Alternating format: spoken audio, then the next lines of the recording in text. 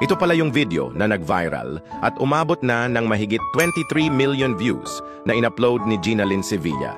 Tampok dito ang isang ama na may kapansanan, ngunit buong tapang na umakyat sa stage para sa pagtatapos ng kanyang anak sa grade 10. Hindi naging hadlang ang kanyang kondisyon para isabit ang medalya ng anak bilang simbolo ng kanyang pagmamahal at suporta. Panoorin natin ang nakakaantig na tagpong ito.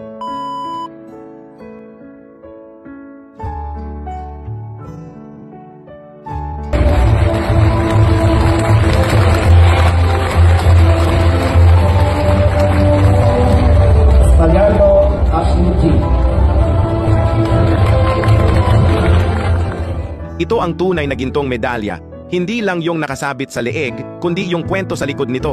Kwento ng isang amang may kapansanan pero hindi sumuko, at isang anak na ginantihan ng sipag at determinasyon ang lahat ng sakripisyo ng kanyang magulang. Hindi hadlang ang kapansanan para itaguyod ang mga anak.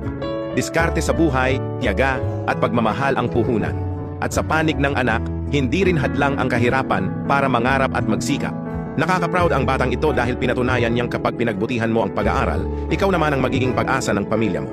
Kaya sa lahat ng kabataang nanonood, huwag ninyong sayangin ang bawat araw na binibigyan kayo ng pagkakataong makapag-aral dahil ang tunay na tagumpay ay yung sabay kayong aakyat ng magulang mo sa entablado at sabay din kayong tataas sa buhay.